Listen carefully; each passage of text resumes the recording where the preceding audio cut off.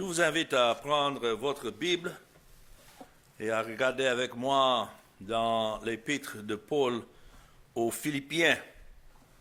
Nous avons terminé notre étude dans son épître aux Éphésiens. Donc je voudrais continuer dans l'épître aux Philippiens. Et mon texte pour ce message, c'est du verset 1 au verset 11. Philippiens 1, 1 à 11. Et le titre de cette étude, c'est la communion dans l'Évangile. Lorsque Paul écrit ici aux Philippiens, il s'adresse à cette assemblée et il donne des salutations pour démontrer son affection pour eux. Mais nous commençons dans les versets 1 à 2 pour voir comment il adresse ses salutations. Il dit: Paul et Timothée, serviteurs de Jésus-Christ, à tous les saints en Jésus-Christ qui sont à Philippe, aux évêques et aux diacres, que la grâce et la paix vous soient données de la part de Dieu notre Père et du Seigneur Jésus-Christ. Donc ici, il s'adresse à cette assemblée avec Timothée. L'apôtre Paul a écrit cette lettre à ceux qui lui étaient chers. C'étaient des croyants de la ville de Philippe.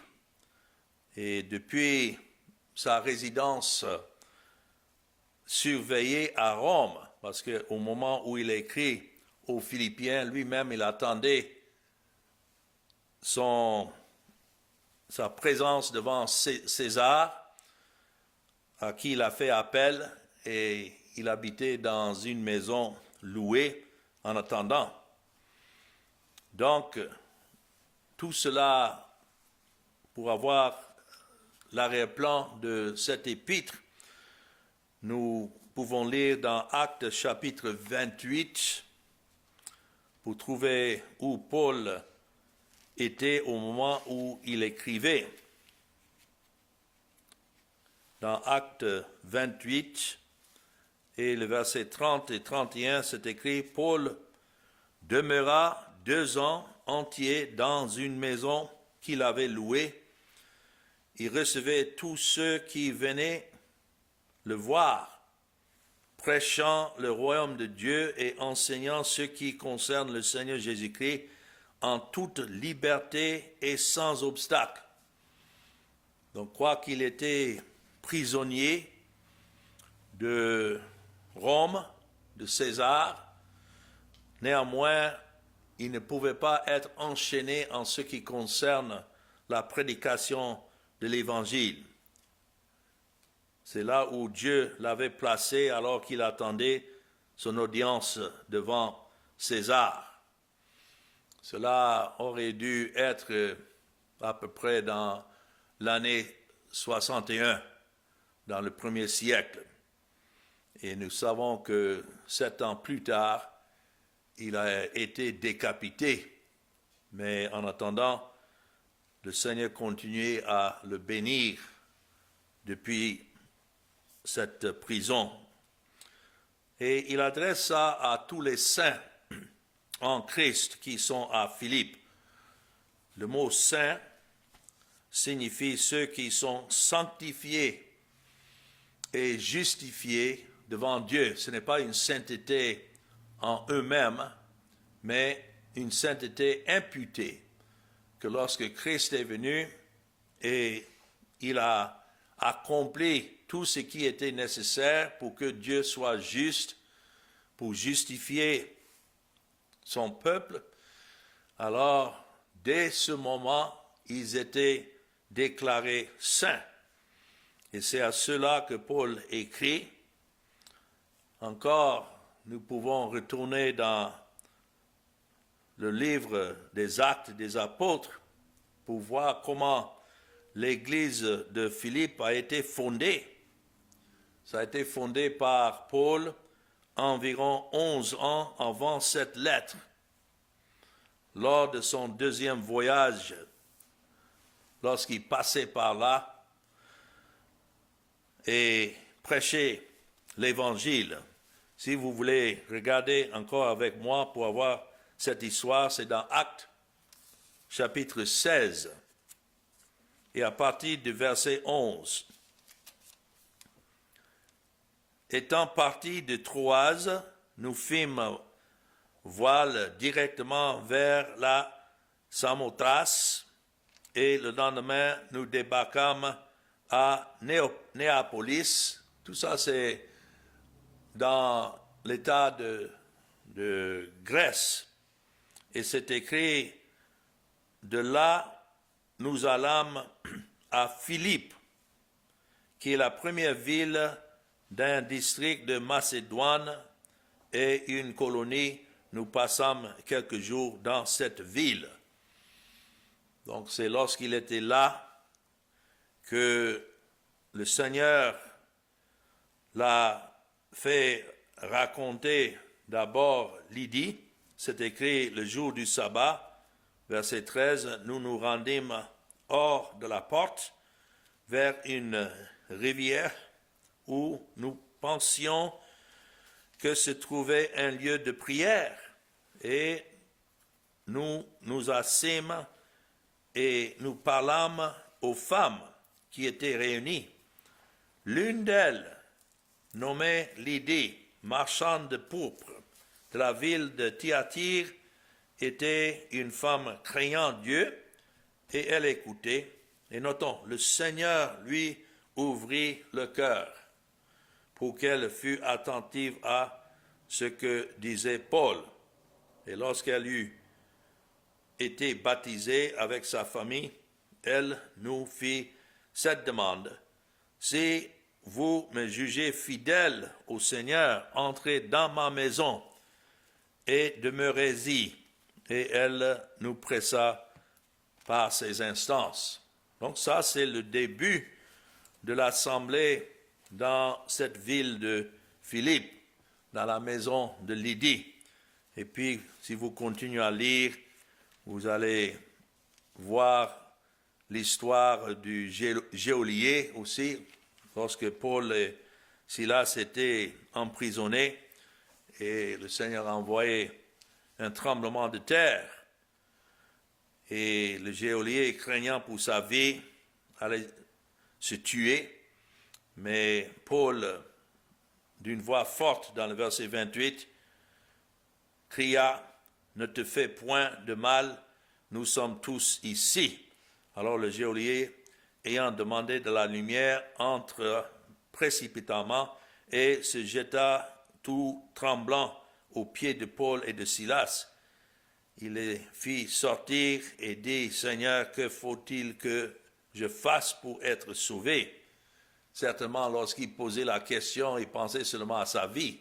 Sauvé, qu'est-ce que je dois faire pour que ma vie soit sauvée? Mais Paul a tourné cette question à une réponse spirituelle, disant, Paul et Silas répondaient, « Crois au Seigneur Jésus et tu seras véritablement sauvé. » Voilà le sens. Ceux qui croient au Seigneur Jésus et à son œuvre accomplie sur la croix, leur salut est en celui qui est l'objet de la foi. Et il dit, toi et ta famille. Et il lui annonçait la parole du Seigneur. C'est ce que beaucoup oublient. Ils lisent seulement verset 31 pour dire, bon, il suffit simplement de croire. Non, il a pris le temps d'ouvrir la parole, qui est l'Ancien Testament, et leur montrer à travers l'Ancien Testament qui est ce Seigneur Jésus et pourquoi il est venu et pour qui il est mort et ce que sa mort a accompli. Tout cela est compris dans cette expression « crois au Seigneur Jésus ». Ce n'est pas simplement de dire ça à qui que ce soit et puis leur dire maintenant de baisser la tête et citer une soi-disant prière. C'est ainsi, ayant annoncé la parole, il les prit avec lui à 7 heures même de la nuit il lava leurs pieds, leurs plaies, et aussi il fut baptisé, lui et tous les siens. Ça, c'est l'histoire derrière le fondement de cette assemblée dans la ville de Philippe. Et c'était la première église fondée, en fait, sur le continent européen. Je sais qu'aujourd'hui, si on allait là, on n'allait plus trouver cette église, cette assemblée-là, mais Dieu l'avait suscitée à l'époque. Donc, Paul adresse cette lettre, en fait, à 3 groupes des Philippiens, quand nous revenons dans notre texte. Premièrement, il adresse cela à tous les saints en Christ Jésus. Cela signifie tous ceux qui étaient véritablement croyants dans cette assemblée étaient saints devant Dieu grâce à l'œuvre de Christ à leur égard. Christ s'est sanctifié pour son peuple. Et c'est à ceux-là qu'il adresse cette épître.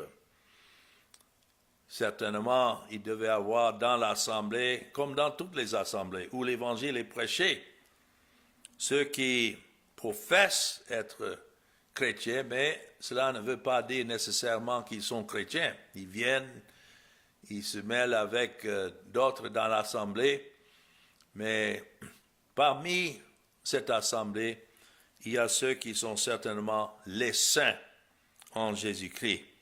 Et puis, le deuxième groupe qu'il adresse, c'est les évêques. Les évêques sont les hommes désignés, et je dis les hommes, ce n'est pas le rôle des femmes, mais des hommes spirituels et qui ont la responsabilité de la dirigeance de l'assemblée. Le mot grec ancien signifiait surveillant et était utilisé pour décrire un dirigeant qui avait pour but de s'occuper des affaires de l'assemblée pour assurer que l'ordre est gardé selon les Écritures. Et puis le troisième groupe, c'est les diacres. Il y a beaucoup aujourd'hui qui comprennent mal le sens de ce que c'est être diacre. Un diacre n'est pas simplement quelqu'un qui compte l'argent ou bien qui prépare la table du Seigneur, ces rôles qui sont donnés à des hommes qu'ils appellent diacres. Le diacre était le ministre du Seigneur, tandis que les évêques restaient sur place pour surveiller une assemblée particulière. Les diacres souvent se déplaçaient. Paul lui-même était un diacre du Seigneur lorsqu'il utilise le mot ministre du Seigneur. Ça, c'est le mot diacre. C'est ce que je fais en tant que mon rôle comme prédicateur. Je suis diacre ou ministre du Seigneur. Dans notre assemblée, nous avons des hommes qui servent le rôle comme évêques ou responsables et nous nous réunissons chaque semaine, même avant le culte, pour un temps de prière et pour lire les Écritures et parler des affaires de l'assemblée. Mais c'est à eux, s'il y a un problème ou quelqu'un qui doit être visité ou adressé pour des raisons quelconques, c'est les évêques qui s'occupent de cela, afin que les diacres soient toujours libres de prêcher l'Évangile et aller où le Seigneur dirige pour la prédication de l'Évangile. Ce sont les ministres du Seigneur. Et voilà le titre que j'aime même plus que le nom pasteur. Les gens utilisent ce mot pasteur comme si c'est un titre. C'est une fonction. Je suis un sous-berger à celui qui est le berger de son troupeau. Mais j'aime le mot ministre quand les gens demandent, mais quelle est votre rôle en ce qui concerne le ministère. Je leur dis ça. Je suis ministre du Seigneur, ministre de l'Évangile. Ça, c'est le sens de ce mot diacre. Et tous ces rôles sont nécessaires. C'est important d'avoir ceux qui sont saints en Jésus-Christ, ce que Christ lui-même a suscité par son esprit et sont attachés à l'Évangile, mais pour qui Christ est mort. Leur sainteté est le fruit de sa mort à leur égard. C'est une sainteté imputée. Christ a dit dans sa prière en Jean 17 qu'il se sanctifiait lui-même pour ce que le Père lui a donné. Et c'est donc à cela que Paul dit grâce et paix. Ça, ce ne sont pas des termes que nous devons prendre à la légère. Paul a donné cette salutation habituelle de grâce et de paix. Et notez l'ordre, d'abord la grâce. Ceux à qui Dieu a fait grâce depuis les temps éternels et a élu un peuple et donné ce peuple à son Fils, et Christ est venu donner sa vie pour eux. C'est de cette grâce que suit alors la paix avec Dieu, mais aussi la paix les uns avec les autres. Et quoique ça c'est une salutation habituelle que Paul donne au début de ses épîtres, néanmoins ce sont des termes très profonds, que cette grâce et cette paix ne peut pas venir à qui que ce soit, comme c'est écrit dans le verset 2, donné de la part de Dieu notre Père et du Seigneur Jésus-Christ. Toute l'œuvre du salut est résumée dans ce lien, cette union entre le Père et le Fils. C'est là que le salut a été accompli. Le Père, au temps ordonné, a envoyé son Fils dans le monde, qui est venu se soumettre à la loi afin de racheter ceux qui étaient sous la loi, sous la condamnation de la loi.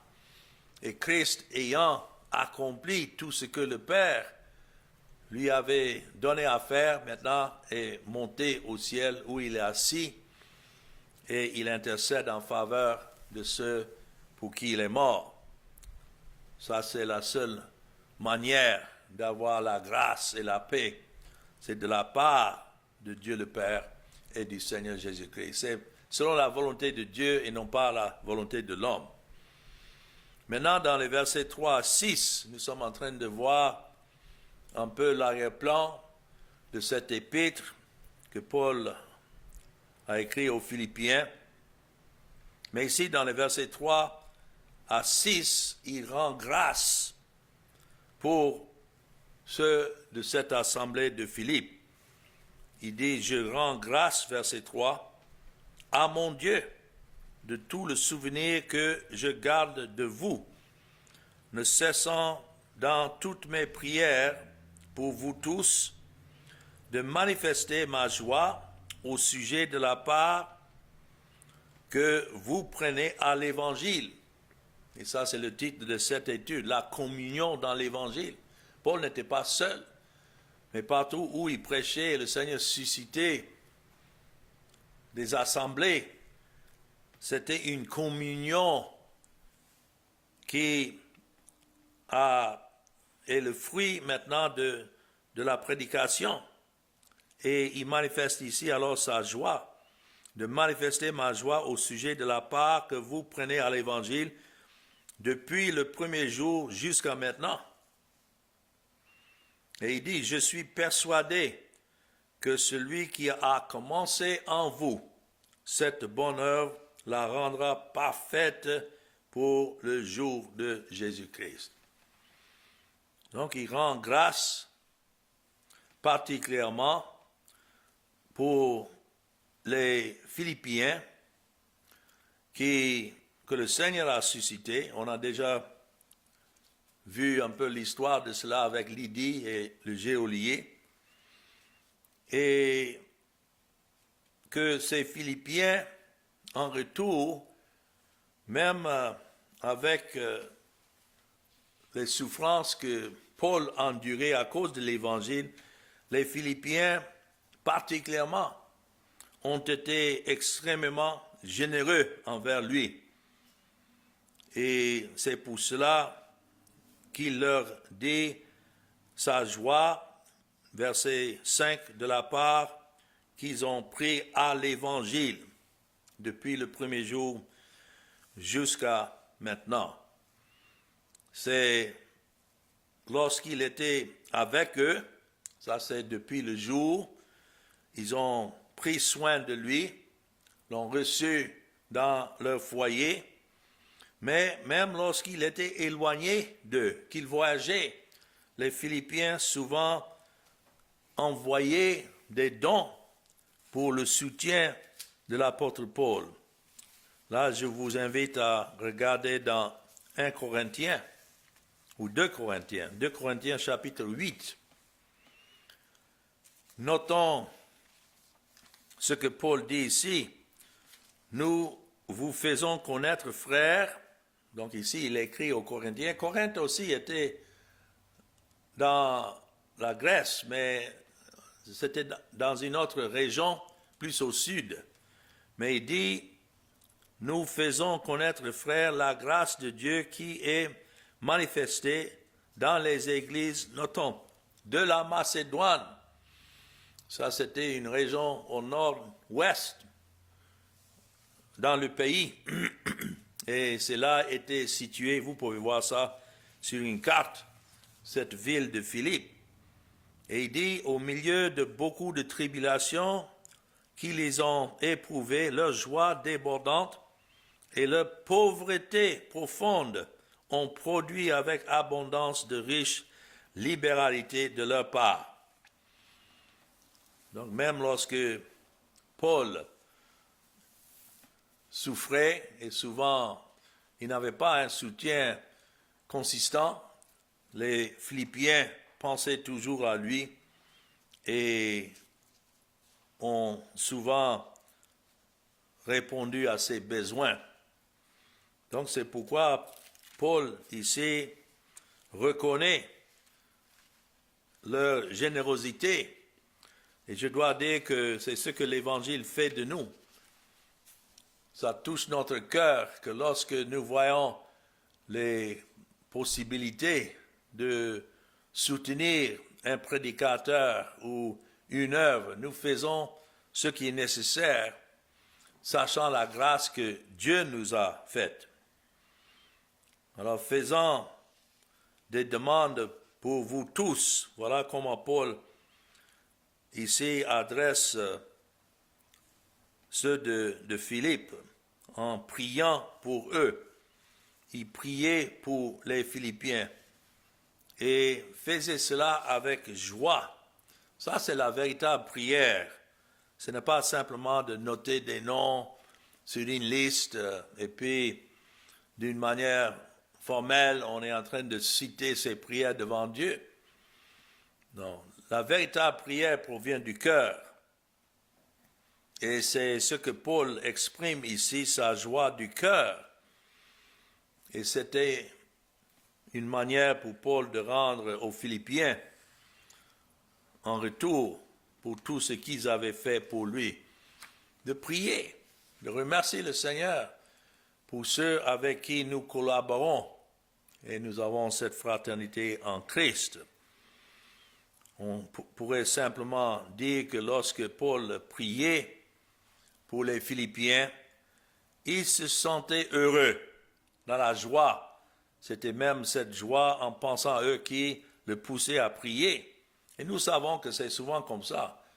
Peut-être pendant un certain temps, on ne pense pas à quelqu'un et d'un coup, leur nom nous revient en esprit et nous nous souvenons d'eux avec joie à cause de la fraternité que nous avons déjà en Christ. C'est remarquable de voir que la première référence au sentiment ou à l'état d'esprit de Paul dans cette lettre, c'est quoi? La joie. Bien qu'il écrivait depuis la prison et une possible exécution prochaine, ce n'était pas loin. Il ne savait pas combien de temps il avait, mais en se souvenant de ses confrères en Christ, c'était avec joie. Ça, c'est la grande lettre, si vous voulez, chantante de Paul. C'était à Philippe qu'il avait reçu d'abord la charité du geôlier en prison à minuit, lorsqu'il avait fait sortir pour laver ses blessures en compagnie de Silas, et maintenant il était encore en prison. Et cette fois-ci, c'était à Rome, mais il sentait la même communion avec eux, quoique séparés par cette grande distance. Et c'est ça qu'il dit ici, il pense, il prie au Seigneur pour leur communion dans l'Évangile. C'est ça qui est la joie qu'il a pris même pour écrire cette épître. C'était une des raisons pour lesquelles Paul rendait grâce pour les Philippiens. L'idée que les Philippiens ont partiellement collaboré avec Paul dans la diffusion de l'Évangile, comme on a vu déjà lorsqu'il écrivait aux Corinthiens, leur donnant comme exemple. Mais c'était par cette amitié et leur soutien financier. Ce n'est pas simplement suffisant de dire à quelqu'un, bien que le Seigneur te bénisse et vas-y. Non, si nous avons les moyens de soutenir ceux qui sont des prédicateurs fidèles, je ne dis pas de prendre de l'argent et jeter ça à ceux qui ne prêchent pas l'Évangile. Il y a toujours des prédicateurs qui vont venir et vouloir le soutien des assemblées, mais s'ils ne prêchent pas l'Évangile, nous ne pouvons pas les soutenir. Mais ici, cette amitié était fondée déjà sur une véritable œuvre de Dieu en eux. Et lorsqu'ils ont collaboré avec Paul dans la diffusion de l'Évangile, c'est parce qu'ils étaient de même cœur déjà avec eux. Et c'est comme ça que nous considérons les œuvres partout où ils sont dans le monde. Pas nombreux, mais là où le Seigneur a suscité des prédicateurs fidèles, nous avons le désir de contribuer des biens que le Seigneur nous a donnés. Et c'est de ça qu'il parle ici. Et il continue à dire dans le verset 6 de mon texte, « Je suis persuadé que celui qui a commencé en vous cette œuvre, cette bonne œuvre, la rendra parfaite pour le jour de Jésus-Christ. » Celui qui a commencé en vous cette bonne œuvre, ça c'est l'œuvre de l'Esprit qui agit dans les cœurs de ceux que le Père a choisis, même avant la fondation du monde, et pour qui le Seigneur Jésus est mort. Et lorsqu'il pensait au commencement de cette œuvre de Dieu parmi les Philippiens, dès le premier jour, comme Lydie, c'est écrit que c'est le Seigneur qui lui a ouvert le cœur. C'est comme ça l'œuvre débute dans le cœur du pécheur. C'est le Seigneur qui ouvre le cœur.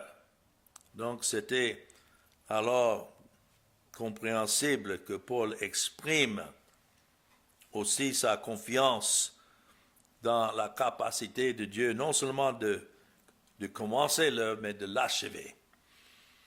Et voilà ce qui est le témoignage de tous ceux en qui le Seigneur a commencé cette œuvre. Nous avons cette assurance qu'il rendra cette œuvre parfaite, complète. Voilà le sens.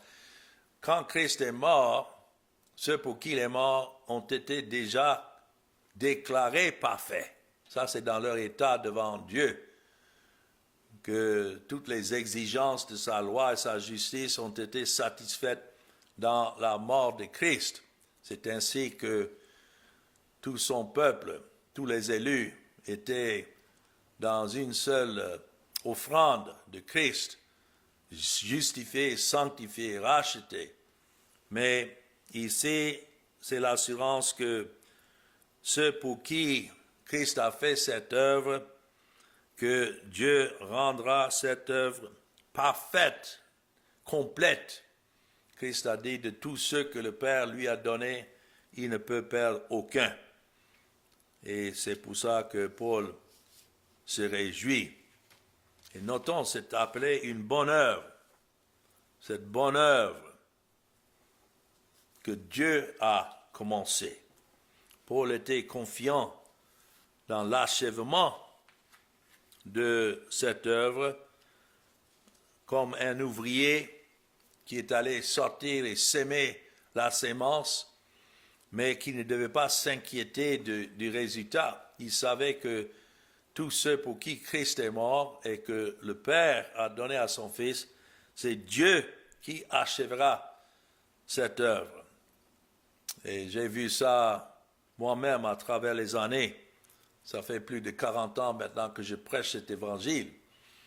Et dans des régions où depuis longtemps je n'ai plus revisité. Mais maintenant, avec l'Internet et avec Facebook et autres moyens, il y en a qui me contactent. Et ce n'est pas nécessairement ceux à qui j'avais prêché dans ces années 80, mais c'est des enfants et parfois des petits-fils, des petites filles qui m'écrivent pour dire « Ah, ils avaient entendu parler de moi de la part de leurs parents et ils se réjouissent dans le message que je continue à prêcher, même ces messages en français. Beaucoup sont touchés. Et je me réjouis aussi que d'autres prédicateurs parmi nous, nous nous sommes rencontrés depuis des années, mais maintenant, voilà, vous êtes en train de prêcher cet évangile, là où le Seigneur vous a placé.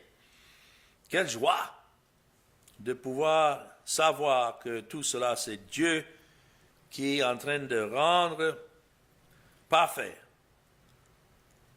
cette œuvre que le Seigneur lui-même a commencée. Et puis dans les versets 7 et 8, c'est ainsi que Paul déclare son affection pour les Philippiens. Il dit, il est juste que je pense ainsi de vous tous, parce que je vous porte dans mon cœur, soit dans mes liens, soit dans la défense de la confirmation de l'Évangile, vous qui tous participez à la même grâce que moi. Car Dieu m'est témoin que je vous chéris tous avec la tendresse de Jésus-Christ. Oh, quel mot tendre qu'il adresse ici aux Philippiens. Il est juste que je pense ainsi de vous tous. La reconnaissance, la joie et le désir de prier pour les Philippiens de Paul étaient ce qu'on pouvait imaginer naturel à cause de l'œuvre de Christ. C'est parce qu'ils étaient à ses côtés dans ces épreuves pour l'Évangile et qu'ils recevaient donc la même grâce que lui. Vous tous, il dit, partenaires avec moi de la grâce. C'est ça le sens quand il dit, vous tous qui participez à la même grâce que moi. C'est par la grâce de Dieu que nous sommes ce que nous sommes. C'est ainsi que Paul exprime envers eux sa tendresse à cause de l'œuvre de Christ et sa plus grande affection pour ceux-là qu'il aime avec la même tendre sollicitude avec laquelle Christ a aimé son peuple lorsqu'il s'est donné pour lui. C'est l'Esprit de Christ en nous qui nous pousse à aimer ceux aussi pour qui Christ est mort. Et donc, versets 9 à 11, pour conclure ce premier message, c'est ainsi que nous voyons la prière de Paul pour les Philippiens. Du début jusqu'à la fin, ça concerne sa prière pour eux. Il dit, et ce que je demande dans mes prières. Encore, ce n'est pas une formalité de se lever et puis essayer de se rappeler de ceux qui sont sur sa liste. Non. Mais ça vient du cœur. Et donc il dit, je demande dans mes prières, c'est que votre amour augmente de plus en plus en connaissance et en pleine intelligence pour le discernement, les choses les meilleures, afin que vous soyez purs et irréprochables pour le jour de Christ, remplis du fruit de justice qui est par Jésus-Christ, à la gloire et à la louange de Dieu. Donc Paul dit, voici ce que je prie. Ce n'est pas simplement des prières générales adressées, mais il dit que votre amour abonde de plus en plus. Les Philippiens avaient déjà manifesté beaucoup d'amour et ils ont montré cet amour envers Paul. Pourtant, Paul n'hésitait pas à prier pour que leur amour abonde encore plus. Ça représente l'amour de Christ pour son peuple, c'est infini. Peu importe combien d'amour nous avons pour les autres, nous pouvons toujours en avoir plus. Ça, c'est un amour inconditionnel dont Dieu nous a aimés si nous sommes de ses élus. C'est comme une rivière alimentée en permanence par la pluie et les ruisseaux frais, de sorte qu'ils continuent de croître et d'augmenter jusqu'à ce qu'ils remplissent toutes ces rives et inondent les plaines adjacentes. Donc, que notre amour abonde de plus en plus, d'abord en connaissance de Christ, mais aussi en tout discernement. Pourtant, l'amour que Paul voulait voir abonder chez les Philippiens n'était pas un amour aveugle, comme je disais, général. C'était un amour qui avait de la connaissance et du discernement. Un amour capable d'approuver ce qui est excellent. Ça, c'est un amour particulier, comme Dieu a pour son peuple. C'est un amour particulier pour les élus de Dieu.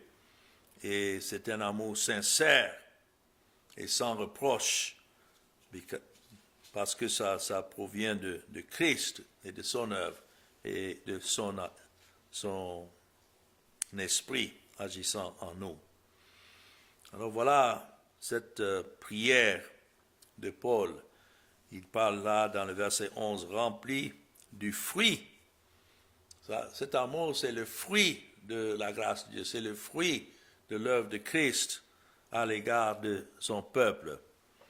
Et donc, c'est toujours le résultat d'habiter, de demeurer en Christ, comme Christ lui-même a dit dans Jean chapitre 15, l'évangile selon Jean, le chapitre 15, et du verset 4 à 6, il dit, demeurez en moi, et je demeurerai en vous, comme le sarment ne peut de lui-même porter du fruit s'il demeure attaché au cep, ainsi vous ne le pouvez non plus si vous ne demeurez en moi.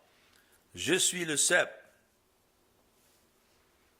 Vous êtes les sarments. Celui qui demeure en moi et en qui je demeure porte beaucoup de fruits, car sans moi vous ne pouvez rien faire.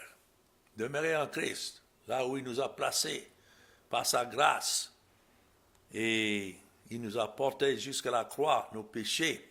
Nous demeurons en lui. Et cet amour, donc, c'est le résultat. En demeurant en lui, nous recevons de lui la vie et les nutriments dont nous avons besoin pour porter ce fruit pour la gloire de Dieu. Ça ne vient pas de nous, mais ça vient de Dieu. Donc, tous ceux qui suivent Christ véritablement par sa grâce ont cette même tendresse, cette même affection les uns pour les autres. Et c'est comme ça que Paul exprime cela aux Philippiens. Nous allons nous arrêter là pour le moment et Dieu voulant continuer notre étude dans cette épître de Paul aux Philippiens. Amen.